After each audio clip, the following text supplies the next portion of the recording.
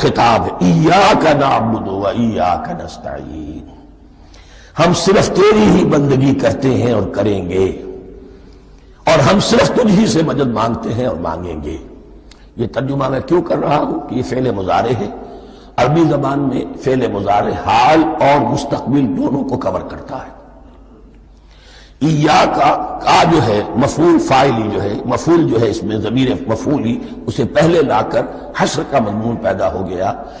ہم تیری بندگی کرتے ہیں نہیں، ہم تیری ہی بندگی کرتے ہیں اور کریں گے۔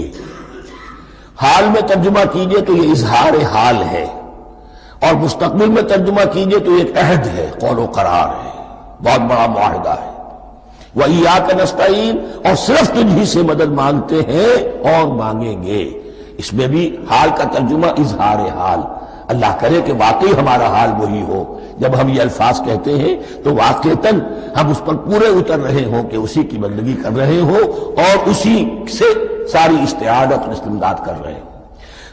جہاں تک مستقبل کا تعلق ہے وہ پھر ایک عہد ہے، اہدنا الصراط المستقیم، یہ مقام وہ آ گیا کہ یہاں تک تو اے پروردگار ہم پہنچ گئے تیرے فضل سے، تیرے کرم سے۔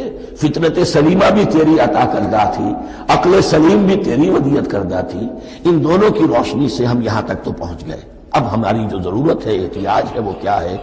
اہدنا الصراط المستقیم، ہدایت بخش ہمیں سیدھے راستے کی۔ یہاں دو باتیں سمجھ لیجئے، انفرادی سطح پر انسان کے لیے نہ معلوم کتنے مرحلے آتے ہیں ہر روز کہ جس میں وہ ایک چھٹک کر کھڑا ہو جاتا ہے، یہ کروں یا یہ کروں، دو آلٹرنیٹو سامنے آ رہے ہیں، فیصلہ کرنا مشکل ہو رہا ہے، قدم قدم پر ہدایت کی ضرورت ہے۔ اور اجتماعی طور پر نوع انسانی تین بڑے بڑے تمدنی مسائل میں واقعہ یہ ہے کہ تسلیم کر لیا جانا چاہیے کہ عقل انسانی اس کو راستہ نہیں دکھا سکتی۔ عام معاشرتی سطح پر مرد اور عورت کے درمیان حقوق اور اختیارات کا کیا توازن ہو، ناممکن ہے، انسان طے نہیں کر سکتا۔ انسان یا مرد ہے یا عورت ہے، عورت سوچے گی اپنے جذبات کا، اپنے خیالات کا لحاظ رکھے گی، مرد کے جذبات و احساسات کا اس کا کوئی تصور ہی ممکن نہیں۔ مرد سوچے گا اسے اپنے احساسات معلوم ہے، لیکن یہ کہ عورت کے احساسات سے وہ نابلد ہے، ان کو محسوس کر ہی نہیں سکتا۔ لا محالہ وہ اپنے بارے میں وہ جو بھی نظام بنائے گا اس میں وہ اپنی بالادستی رکھے گا۔ وہ تو ایک ہی ہستی ہو سکتی ہے کہ جو دونوں کی خالق ہے، مرد کی بھی عورت کی بھی، اور اس کو دونوں سے محبت ہے، دونوں کا خیر خواہ ہے، دونوں کا رب ہے، دونوں کو پروان چڑھانا چاہتا ہے۔ اسی طرح فرد اور معاشرہ یا ریاست، حکومت اور ریاست ہمیشہ یہ چاہتی ہے کہ سارے اختیارات ہمارے ہاتھ میں آ جائیں، ٹوٹلیٹیرین سوسائٹی ہو، بس ہم حکم دیں اور لوگ اس پر چلیں۔ افراد یہ چاہتے نہیں، ہمیں آزادی ہونی چاہیے۔ اب آپ دیکھیے کہ دنیا میں کتنے جھگڑے چلتے ہیں اسی پر، فریڈم فریڈم فریڈم۔ وہ فریڈم واقعتاً اپنی جگہ پر ایک شے ہے، افراد کی آزادی ہونی چاہیے، لیکن افراد کی آزادی اتنی نہ ہو جائے کہ وہ مادر پدر آزاد ہو جائے، کوئی قانون، کوئی قاعدہ، کوئی اخلاقی کوئی حدود اور قیود جو ہے ان کا پابند نہ رہے۔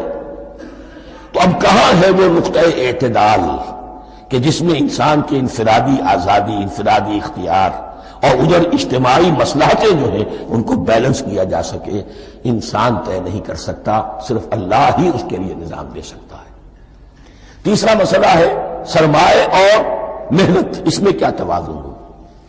سرمایہ اور محنت دونوں مل کر کچھ بنا رہے ہیں، کچھ پروڈیوس کر رہے ہیں۔ اب اس میں نفع جو ہوا ہے اس میں سرمایہ کا کتنا حصہ ہونا چاہیے اور لیبر کا کتنا ہونا چاہیے، کون طے کر سکتا؟ اس کے لیے بھی کہ ایسا نہ ہو کہ سرمایہ داری جو ہے آکاش بیل بن کر پورے معاشرے پر چھا جائے، اور غریب بیچارہ، مزدور بیچارہ، کاشتکار بیچارہ وہ گویا کہ چکی کے دو پارٹوں میں پس کر رہ جائے، اس کی کوئی حیثیت نہ رہ جائے۔ لیکن یہ کہ دوسری طرف اگر یہ کہ مزدور کا جو حق ہے اس سے زیادہ اس کو دے دیا جائے تو سرمایہ جو ہے وہ سکڑ جائے گا، شائی ہو جائے گا، وہ پھر میدان میں نہیں آئے گا۔ کیا کیا جائے؟ کون سا نقطہ عدل و اعتدال ہے؟ یہ تین مسائل ایسے ہیں، اہدنا الصراط المستقیم۔ تو یوں سمجھیے کہ ایک جو بنیادی ہدایت تھی، ایک اللہ کو پہچان لینا، یہ جان لینا کہ کل حسن و جمال اور تمام انعام و اکرام کا منبع اس کی ذات ہے، وہ رحمان ہے اور رحیم ہے۔ اور یہ جان لینا کہ مرنے کے بعد جی اٹھنا ہے، حساب کتاب ہے، فیصلہ ہوگا جزا و سزا کا، اور مختار مطلق اس دن کا اللہ ہے۔ پھر یہ عہد کر لینا ایاک نعبد و ایاک نستعین۔ اس کے بعد دعا، پروردگار ہمیں ہدایت پر قائم رکھ، ہماری ہدایت میں اضافہ فرما۔ اس ہدایت کے لفظ کو سمجھ لیجئے، بنیادی ہدایت، تفصیلی ہدایت، قدم قدم پر ہدایت، ہدایت پر ہدایت۔ والذین اہتدوا زادہم ہدی، جو لوگ ہدایت کے راستے پر آتے ہیں اللہ ان کی ہدایت میں اضافہ کرتا ہے۔ تو یہ قدم قدم پر ہمیں ہدایت کی ضرورت ہے اور مرحلہ وار ضرورت ہے۔ ہدایت اس کو بھی کہتے ہیں کہ کسی نے آپ سے کوئی پتہ پوچھا، آپ نے کہا ادھر جانا، پھر دوسری گلی میں مڑنا، پھر جانا دو تین لائٹیں چلے جانا، پھر مڑنا وغیرہ وغیرہ، یہ بھی ہدایت ہے۔ نظری طور پر آپ نے بتایا ہے۔ ایک ہدایت یہ ہوئی کہ بھائی میں چلتا ہوں آپ کے ساتھ، میں آپ کو وہاں تک پہنچا دوں گا تاکہ آپ کو دقت نہ ہو، آپ نے منزل تک پہنچا دیا۔ ان دونوں کے درمیان، یہ تو میں نے ایک فرد کی مثال دی ہے، اللہ اور بندے کے درمیان نہ معلوم کتنے مراحل ہیں ہدایت کے۔ تو کسی وقت بھی انسان اپنے آپ کو ہدایت خداوندی سے مستغنا نہیں سمجھ سکتا، اور نہیں تو پروردگار جو ہدایت دی ہے اس کو ہدایت پر قائم رکھ۔ کیا پتہ شیطان کا کوئی حملہ، کیا پتہ ہمارے نفس کی کوئی شرارت کسی ایسے رخ پر ہمیں ڈال دے کہ اب تک کی ساری کمائی بھی ضائع ہو جائے۔ لہذا یہ نہ سمجھیے کہ جب یہ ساری چیزیں ان کو معلوم تھی، ان چیزوں کا تو اقرار کر رہے تو اب ہدایت کون سی مانگ رہے ہیں؟ تو ہدایت کا تو بڑا میدان کھلا ہوا ہے، اور اس ہدایت کی وہ جو میں نے آخری شکل آپ کو بتائی ہے کہ منزل مقصود تک پہنچا دے، یہ ہدایت بھی قرآن مجید میں اس معنی میں بھی لفظ آیا ہے کہ اہل جنت جب جنت میں داخل ہوں گے تو جو ترانہ حمد ان کی زبان پر اس وقت ہوگا وہ کیا ہے؟ الحمدللہ الذی ہدانا لہذا وما کنا لنہتدی لولا ان ہدانا اللہ۔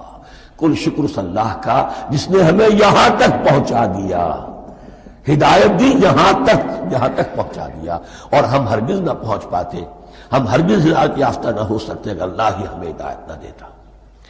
اہدنا الصراط المستقیم، سیدھا راستہ۔